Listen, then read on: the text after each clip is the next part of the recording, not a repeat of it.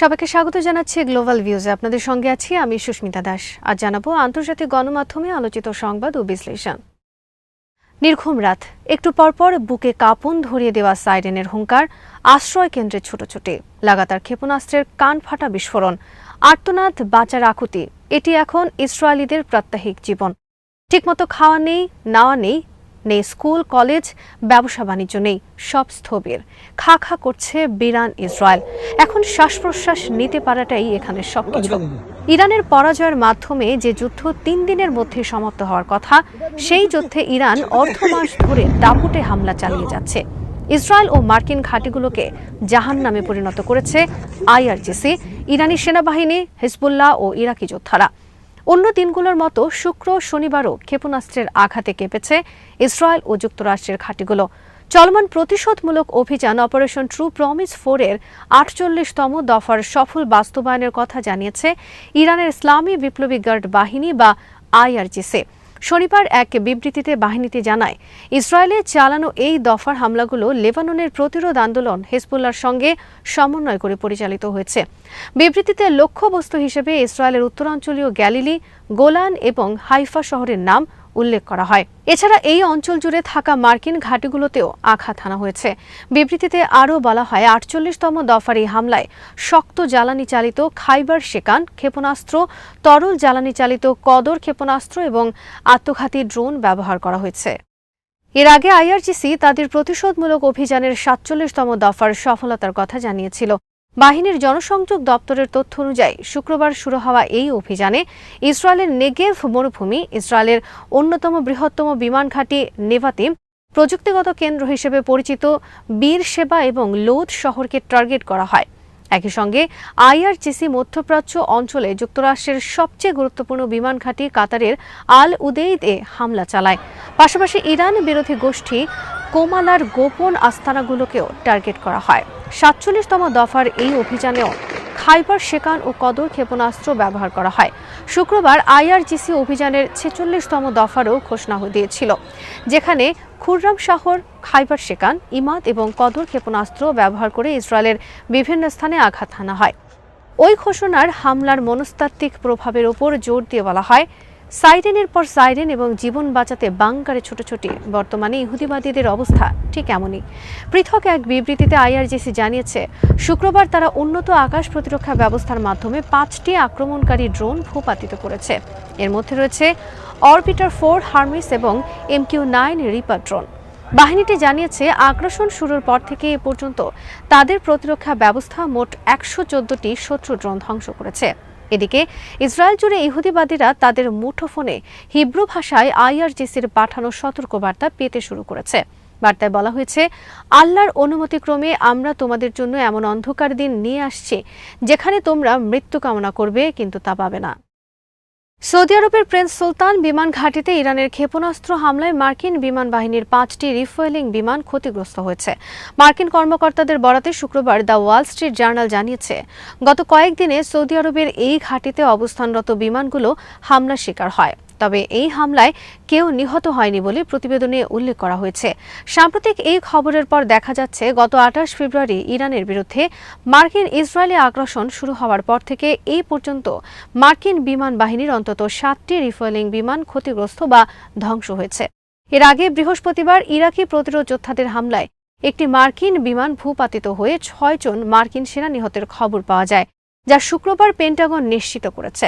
CBS news ইরাকি গোয়েন্দা সূত্রের বরাতে জানিয়েছে, ইরাক জর্ডান সীমান্তের তুরাইবিল এলাকার কাছে এই ঘটনা ঘটে। পেন্টাগনের তথ্য অনুযায়ী ইরানের বিরুদ্ধে এই যুদ্ধ শুরুর পর থেকে এই পর্যন্ত অন্তত 13 জন মার্কিন সেনা নিহত হয়েছেন। চলমান এই যুদ্ধে KC-135 বিমান সহ এ পর্যন্ত অন্তত 4টি মার্কিন সামরিক বিমান ধ্বংস হওয়ার তথ্য নিশ্চিত হওয়া গেছে। যুদ্ধের শুরুর দিকে কুয়েতের আকাশে অন্তত 3টি F-15 যুদ্ধবিমান ভূপাতিত করা হয়েছিল। প্রতিবেদন অনুযায়ী যুদ্ধ শুরু হওয়ার পর থেকে এই পর্যন্ত জ্বালানি সরবরাহকারী ও যুদ্ধবিমান মিলে মোট 10টি বড় মার্কিন বিমান ধ্বংস বা ক্ষয়ক্ষতির শিকার হয়েছে। লেবাননের প্রতিরোধ আন্দোলন হিজবুল্লাহ শনিবার ভোরে ইসরায়েলি দখলদারিত্বের বিরুদ্ধে এবং মাতৃভূমি রক্ষার লক্ষ্যে বেশ কয়েকটি সামরিক অভিযান পরিচালনার কথা জানিয়েছে। বৈরুতের দক্ষিণ উপকণ্ঠ সহ লেবাননের বিভিন্ন গ্রাম ও শহরে ইসরায়েলি আগ্রাসনের জবাবে এই হামলাগুলো চালানো হয়। তাছাড়া শুক্রবার প্রতিরোধ যোদ্ধারা ইসরায়েলের বিরুদ্ধে মোট ২৭টি অভিযান পরিচালনা করে। ইসরায়েলের উত্তরাঞ্চলে দুটি প্রধান সামরিক ঘাঁটিতে হামলার কথা নিশ্চিত করেছেন তারা।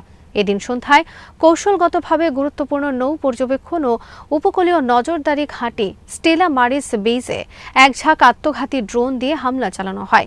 এরপর রাত ৯টা ৪৫ হাদেরার কাছে অবস্থিত বিমান প্রতিরক্ষা ঘাঁটি এইন শেমার এয়ার ডিফেন্স বেইজে এক ঝাঁক অ্যাটাক ড্রোন দিয়ে আঘাত হানা হয়। এদিকে লেবাননের দক্ষিণাঞ্চল বেকা উপত্যকা এবং বৈরুত থেকে সাধারণ মানুষকে জোরপূর্বক বাস্তুচ্যুত করার প্রতিক্রিয়ায় হিজবুল্লাহ উত্তর ইসরায়েলের বসতিগুলো খালি করার সতর্কতা জারি করেছে। কিরিয়াত শমনা এবং নাহারি এলাকাকে যুদ্ধ অঞ্চল হিসেবে ঘোষণা করা হয়েছে। শনিবার ভোর ৩টা ৪৫ এই এলাকাগুলোতে রকেট বর্ষণ করা হয়। এর আগে প্রতিরোধ যোদ্ধারা উত্তর ইসরায়েলের বেশ কিছু বসতি থেকে বাসিন্দাদের ৫ কিলোমিটার দূরে সরে যাওয়ার নির্দেশ দিয়েছিলেন। সাফাত শহরের উত্তরে অবস্থিত ইসরায়েলের এইন জেইতিম ঘাঁটিতেও রকেট হামলা চালায় হিজবুল্লাহ। এদিন দক্ষিণ লেবানন এবং সীমান্ত বরাবর ইসরায়েলি সেনা সমাবেশ ও সাজোয়া যানের উপর হিজবুল্লাহ যোদ্ধারা ধারাবাহিক হামলা চালান। বিশেষ করে সীমান্ত শহর খিয়ামে তীব্র সংঘাতের খবর পাওয়া গেছে। রকেট হামলা হয়েছে সীমান্ত শহর মারুন আল রাসের ইসরায়েলি সেনা সমাবেশে। শুক্রবার দিবাগত রাতে খিয়াম মিউনিসিপ্যালিটির কাছে অবস্থানরত ইসরায়েলি সেনাদের লক্ষ্য করে রকেট বর্ষণ করা হয়। দক্ষিণ লেবাননের নবনির্মিত ব্লাদ সাইট এবং আলমা আল শাব সীমান্ত শহরের বিপরীতে নিম্র আল জামাল এলাকায় ইসরায়েলি সেনাদের উপর রকেট হামলা চালানো হয়। খিয়াম ডিটেনশন সেন্টারের কাছে একটি ইসরায়েলি সাজোয়া যানে গাইডেড মিসাইল দিয়ে সরাসরি আঘাত হানা হয়। একই স্থানে অবস্থানরত অন্যান্য সেনা ও যানবাহনের উপর আবার রকেট হামলা করা হয়। এরপর ভোর ৪টায় ব্লিদা সীমান্ত শহরের পশ্চিমে আল হাম্মুসিয়া এলাকায় গোলন্দাজ বাহিনী দিয়ে হামলা চালানো হয়। এছাড়া আদাইসেহ শহরের আল খাজান হিল এলাকায় অবস্থানরত ইসরায়েলি সেনাদের উপর পরপর ২ দফা রকেট হামলা চালায় হিজবুল্লাহ। আল মায়াদিন জানিয়েছে, কৌশলগত বিরতির পর সর্বাত্মক যুদ্ধে হিজবুল্লাহর এই অংশগ্রহণ ইসরায়েলিদের আবার শঙ্কিত করেছে। ইরাকের রাজধানী বাগদাদে অবস্থিত মার্কিন দূতাবাসে শনিবার বড় ধরনের হামলার ঘটনা ঘটেছে বলে জানিয়েছেন আল মায়াদিন। এই হামলায় দূতাবাসের আকাশ প্রতিরক্ষা ব্যবস্থাকে আঘাত করা হয়েছে, যা অত্যন্ত সুরক্ষিত এই কূটনৈতিক জোনের নিরাপত্তা নিয়ে গভীর উদ্বেগের সৃষ্টি করেছে। সংবাদদাতার তথ্য অনুযায়ী হামলার সময় দূতাবাসের ল্যান্ডিং প্যাড বা হেলিপ্যাডেও আঘাত হানা হয়। ঘটনার পরপরই মার্কিন দূতাবাস চত্বরের ভেতর থেকে ধোঁয়ার কুণ্ডলী উঠতে দেখা গেছে। পরিস্থিতি নিয়ন্ত্রণে ইরাকি নিরাপত্তা বাহিনী ওই এলাকায় কঠোর বিধিনিষেধ আরোপ করেছে। কেন্দ্রীয় বাগদাদের গ্রিন জোন, যেখানে সরকারি গুরুত্বপূর্ণ প্রতিষ্ঠান ও বিদেশি দূতাবাসগুলো অবস্থিত, তা সম্পূর্ণ সিলগালা করে দেওয়া হয়েছে। এর আগে ওই দিনই রাজধানীর আল কারাদা স্ট্রিটে ইরাকি প্রতিরোধ যোদ্ধাদের এক সদস্যের বাড়িতে ড্রোন হামলায় ৩ জন নিহত হওয়ার খবর পাওয়া যায়।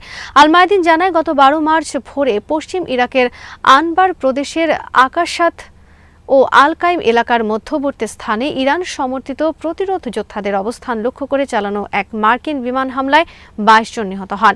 এই হামলায় তীব্র নিন্দা জানিয়ে ইরাকের প্রতিরোধ সংগঠনগুলো বলেছিল, শহীদদের রক্ত বৃথা যাবে না। তারা আরও জানান, ইরাক ও তার জনগণকে রক্ষা করার দায়িত্ব থেকে এই হামলা তাদের বিচ্যুত করতে পারবে না। এরপরই শনিবার মার্কিন দূতাবাসে বড় ধরনের হামলা হয়। ইরাকের উত্তরাঞ্চলে বিদেশি সামরিক অবস্থানগুলোকে লক্ষ্য করে সাম্প্রতিক সময়ে বেশ কিছু হামলা চালিয়েছে ইরাকি প্রতিরোধ সংগঠনগুলো। এসব হামলায় মার্কিন মিত্রবাহিনীর বেশ কয়েকজন নিহত এবং আহত হয়েছেন এবং কিছু দেশ সেনা প্রত্যাহার শুরু করেছে। ইরানকে সর্বাত্মক সমর্থন দেওয়ার সিদ্ধান্ত নিয়েছে ইয়েমেন। আল মায়াদিনকে দেওয়া এক সাক্ষাৎকারে এই তথ্য নিশ্চিত করেছেন আনসার আল্লাহর রাজনৈতিক ব্যুরো সদস্য মোহাম্মদ আল বুখাইতি। আল বুখাইতি জানান, ইয়েমেন প্রতিরোধের অক্ষ বিশেষ করে ইরানের সঙ্গে পূর্ণ সমন্বয় বজায় রাখছে এবং অত্যন্ত নিবিড়ভাবে পরিস্থিতি পর্যবেক্ষণ করছে। আনসার আল্লাহর প্রধান সাইয়েদ আব্দুল মালিক আল হুথির বক্তব্যের বরাতে তিনি জোর দিয়ে বলেন, ইয়েমেনের হাত এখন ট্রিগারে রয়েছে এবং সানার সরাসরি জড়িয়ে পড়া এখন কেবল সময়ের ব্যাপার মাত্র। গত ৫ মার্চ আনসার আল্লাহ আন্দোলনের নেতা সাইয়েদ আব্দুল মালিক আল হুথি ঘোষণা করেছিলেন, ইরানের সমর্থনে হস্তক্ষেপ করতে তার বাহিনীর সম্পূর্ণ প্রস্তুত।